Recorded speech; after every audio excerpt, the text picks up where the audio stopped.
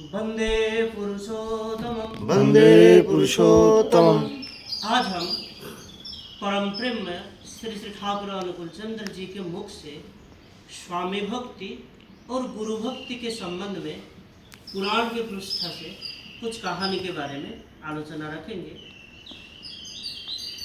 श्री ठाकुर बोल रहे हैं इसे स्वामी भक्ति और गुरु भक्ति के बारे में बात होता है। श्री ठाकुर बोल रहे हैं पातिव्रत्य के महिमा अशेष होता है, उसके द्वारा जोगेश्वर्य तक लाभ की जा सकती है। इस बारे में एक सुंदर गल्प है। एक ब्राह्मण एक रोज पेड़ के बाजू में बैठ के वेदाभ्यास कर रहे थे। वो वेद पाठ कर रहे थे। इस समय में एक बगुली उनके सर के ऊपर मणत्याग करता है और ब्राह्मण क्रुद्ध हो जाते हैं और अभिशाप देते हैं। उस बगुली तुरंत वहाँ भस्म हो जाता है। और एक दिन वही ब्राह्मण एक गृहस्थ के घर में भिक्षा करने के लिए गए और गृहकर्ता तब खूब क्षुधार्त और पीड़ित हुई। उनके स्त्री तब स्वामी सेवा में मग्न है। गृहिणी ब्राह्मण को बोलता है, थोड़ी देर वेट कीजिए महाराज। ब्राह्मण तो गुस्सा हो गए, गुस्से में अग्नि शर्मा। काम खत्म करके गृहकर्ती जब ब्राह्मण को भिक्षा देने के लिए आके पहले विलम्ब के कारण बोल के क्षमा प्रार्थना करते हैं, ब्राह्मण शांत होने के बदले और उत्तेजित हो जाते हैं और अनन्य उपाय होके पतिव्रता बोलते हैं, मैं तो और कोई कौवा बगुली नहीं हूँ जो आप मुझे भस्म कर दोगे। वृथा इतना गुस्सा कहे कर रहे, मैं तो कुछ अन्याय नहीं किया हूँ।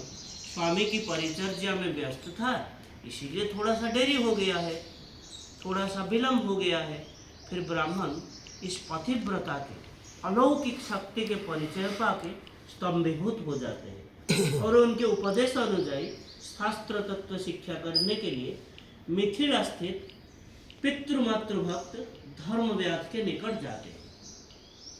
विद्या और कुल के गारिमा जितना भी क्यों ना हो, भक्ति के अलावा शास्त्र तत्व में अनुप्रवेश नहीं किया जा सकता। ये उपाख्यान से समझा जाता है।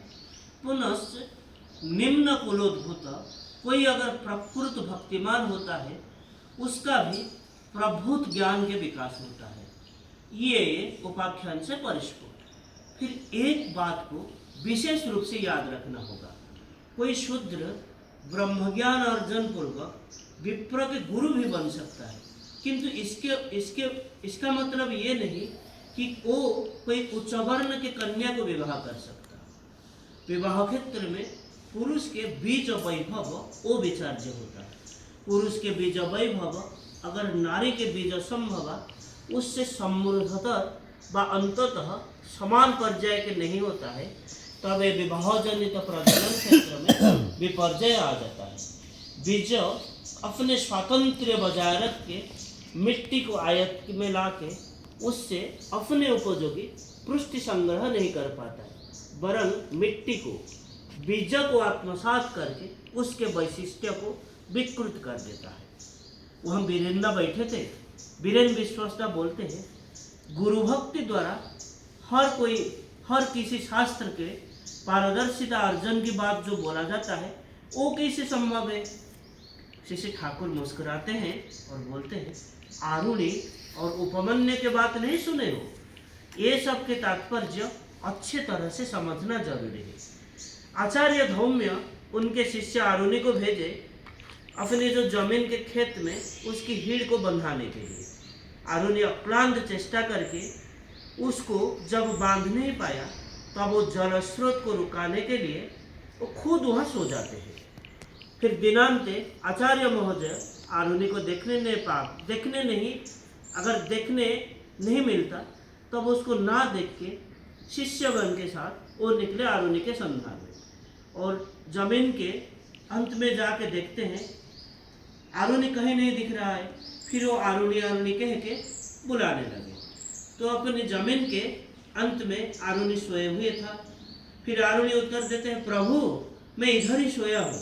फिर धौम्य उसको उठकर आने के लिए बोलते हैं। फिर आरुणि गुरु को सब बात प्रकाश करता है। गुरु अत्यंत प्रीत होकर आशीर्वाद करते हैं, तुम्हारे ऊपर मैं खूब खुशी हुआ, सर्वशास्त्र तुम्हारी अधिगत होगा। शिष्य उपाध्याय को प्रणाम पूर्वक विदाई लेते हैं। इसका अर्थ होता है गुरु के प्रति जिसका मन एकाग्र, गुरु के स्वार्थ रक्षा के लिए सर्व प्रकार कष्ट स्वीकार करने में जो अभ्यस्त, उसके प्रवृत्ति के विक्षोभ और विक्षेप स्वतः प्रशमित हो जाता है। और एतादृश एकनिष्ठ तपस्या जिसके पास है, उसका आत्मनियंत्रण, आत्म साक्षात्कार क्रमशः पूर्णता लाभ करता है।